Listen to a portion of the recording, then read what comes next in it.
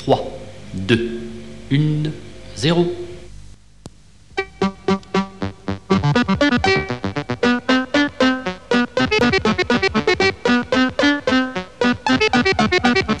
Pour qu'il y ait fécondation, il faut d'abord qu'il y ait eu rencontre et union du père et de la mère. Au moment de l'union du père et de la mère, il y a éjaculation, c'est-à-dire que les spermatozoïdes éléments mâles sont éjectés dans le fond du vagin. Ses parents ont décidé, d'une manière lucide, d'avoir 2 enfants. Bien sûr, il y a d'autres voies possibles, que ce soit par choix délibéré ou par suite de circonstances.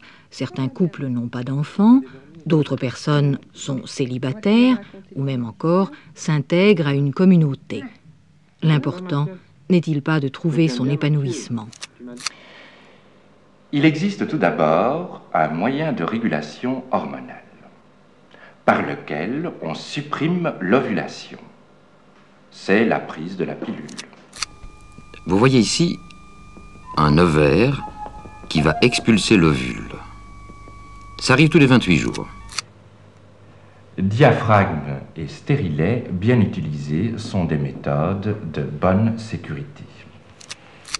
Jadis, on se servait du test dit de la lapine, qui consistait à injecter de l'urine à une lapine, 48 heures plus tard, à sacrifier l'animal et à examiner ses ovaires.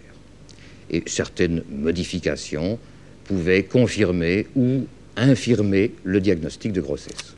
La continence périodique et la méthode des températures sont en fait les seules admises aujourd'hui par la doctrine officielle de l'Église catholique. Attends, voilà, tiens, tu vois? Ici, voilà l'enfant qui s'est retourné, et il a la tête en bas. Pour être complet, nous devrions encore parler d'une autre méthode qui est toujours très employée, c'est la relation interrompue. Par cette méthode, l'homme se retire du vagin de la femme juste avant l'éjaculation. Cette méthode n'est pas sûre du tout. Regardez bien, Marie, entrez. Le col du pull s'élargit quand la tête du bébé passe, puis le reste du corps. Pour le vagin de la maman, c'est la même chose. Il s'élargit et puis il redevient comme avant. Regarde, c'est quoi? Regarde, qu'est-ce que c'est? Vite, vite! C'est vite! C'est merveilleux. Il semble bien que 90% des nouveau-nés soient correctement vaccinés. Tout va bien. Les choses se gâtent à l'entrée à l'école primaire où près de la moitié des enfants sont insuffisamment protégés. Alors, n'oubliez pas les rappels polio, les rappels diphtérie, n'oubliez pas tout au long de votre vie les rappels du tétanos et puis surtout, n'oubliez pas de faire vacciner votre fille de 11-12 ans contre la rubéole. Mais comme les marées, une maladie chasse l'autre. Depuis quelques années, les affections de l'ésophage sont en augmentation. Elles atteignent rarement le stade de l'ésophagite, de l'inflammation, des ulcères. Elles se révèlent néanmoins pénibles et parfois invalidantes.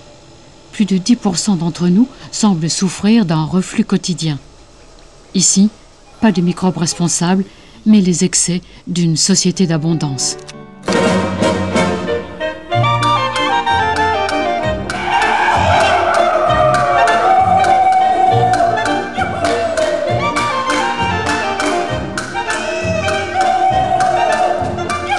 Si la prévention, notamment alimentaire, peut jouer un certain rôle, n'oublions quand même pas que nous ne sommes pas nés égaux devant la santé. Vous estimez qu'on est bien soigné? Oui. Enfin, je fais parfois une différence entre la médecine classique et, par exemple, l'homéopathie ou bien l'acupuncture. Certaines médecines qui ne sont pas tellement reconnues et qui font quand même des miracles parfois.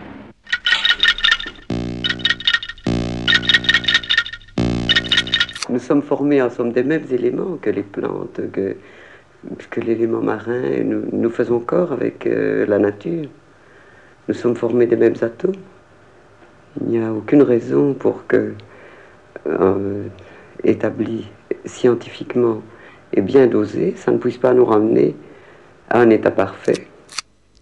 Regardez bien ce joyeux drille qui est assis à côté de moi. Comme le disait un de mes professeurs, ceci est une vue de l'esprit. Le concept de l'homme normal, c'est un concept tout à fait artificiel. Il n'y a pas d'homme normal, nous sommes tous différents. Donc on a commencé à comprendre que dans une population, il peut y avoir des hypersensibles ou des hypersusceptibles qui ont des problèmes à des doses où les autres n'ont pas de problème. Pour sélectionner les plantes qui font maigrir les autres, Henri Herrera utilise son pendule. Lui-même, dit-il, ne peut maigrir, de peur de perdre ses aptitudes de radiesthésiste. 2, 3, 4, 5. Il est aussi 5 fois. Comment expliquez-vous que votre pendule puisse vous indiquer comme ça la plante qui convient et la quantité qui convient? C'est la radiesthésie, c'est de fluide. Dans beaucoup de cas, le traitement homéopathique est supérieur à l'absence de traitement. Ça, c'est de l'observation régulière. Mais ce n'est pas une preuve scientifique que ce qu'il y a dans le petit granule ou ce qu'il y a dans le liquide, le principe actif, soit réellement actif.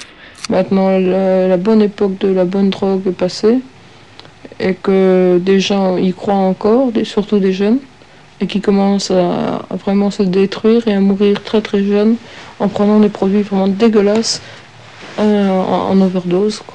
Écrasés, des produits écrasés où il y a des composants dégueulasses qui les détruisent et c'est des choses là. Ça me déprime un peu, mais ce que j'ai vécu moi avec la drogue, je ne le regrette pas. Parce que j'ai quand même connu des bonnes drogues, quoi.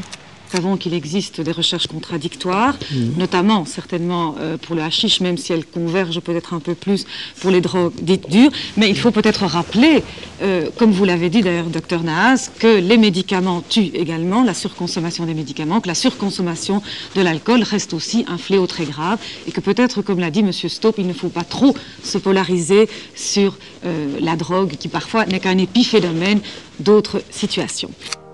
Nous connaîtrons